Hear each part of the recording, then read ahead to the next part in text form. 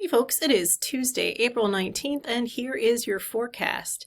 So the first thing you're going to do is check out this little mini lecture on the difference between summarizing something, saying what happens in a film, for instance, or in a book, and then analyzing, which is, here's my argument about what is happening in this, and here are little claims that sort of support that, and this is why it matters, right?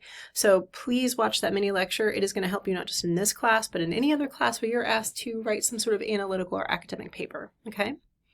The next thing that we're going to do is going to potentially feel different and feel like, do I really need to do this? But I promise you, if you do it, it is going to really, really help you understand how things are put together. So I want you to revisit the Writing Studio sample paper.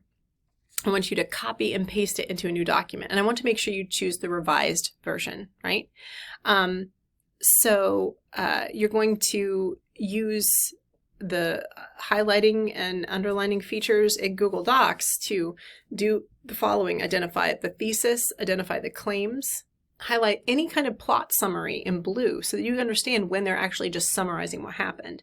Then I want you to highlight any examples from the film that they're using to like back up a point, right? They make an observation and they offer a concrete example. Highlight that in purple. Then I want you to underline moments where the writer explains why these plot points and examples are relevant to their argument, because that's the key part of analysis. Then I want you to highlight any references to secondary sources in pink, and then italicize moments where the writer connects the dots between that secondary academic source material and how it applies to their own argument, because that's the other critical piece of this, right?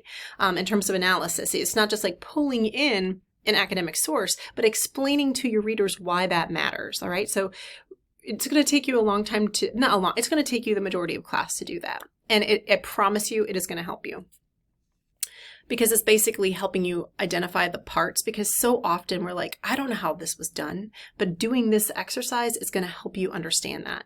The next thing I want you to do is head over when you're done to Pop Writing Check-in 4, and then just compose a 3 to 4 sentence post that reflects on how specifically the exercise helped you understand these types of things, right? So just go ahead and read that, and then you can kind of decide, all right, what you want to post about. The next thing that I want you to do is, before the start of class on Tuesday, is I want you to use that same color coding exercise that we did in class and apply it to your own very rough draft. And I want you to look for moments or elements in your paper where you appear to be lacking things, right? Like, do you not have those italicized moments? Do you not have those moments that are underlined, right? Do you not have those pink moments where we're citing secondary sources, that kind of thing? Then I want you to rewatch your film and do 2 things. Capture any relevant screenshots you want to include in your paper. I guess 3 things. Write down any direct quotes or excerpts you want to include in your paper. I always have a laptop open to do that. Sometimes like the same thing, I've got open a little screen and I'm listening and typing at the same time.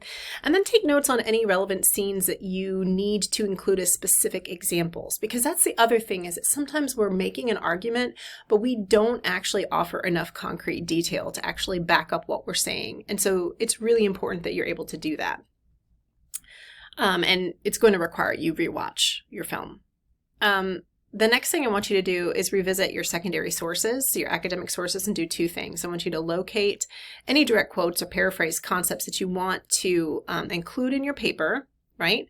And then I also want you to make notes to yourself in terms of how you can connect the dots between that quote or that idea or that concept and why it matters to what you're saying, how it helps you, and notes to yourself about how this quote or this concept aids your argument so that you can explain that to your readers, all right? You don't have to turn this in. This is me doing the thing where I'm basically project managing your writing process and kind of steering you through that, okay, friends? So that is what we are doing in class today.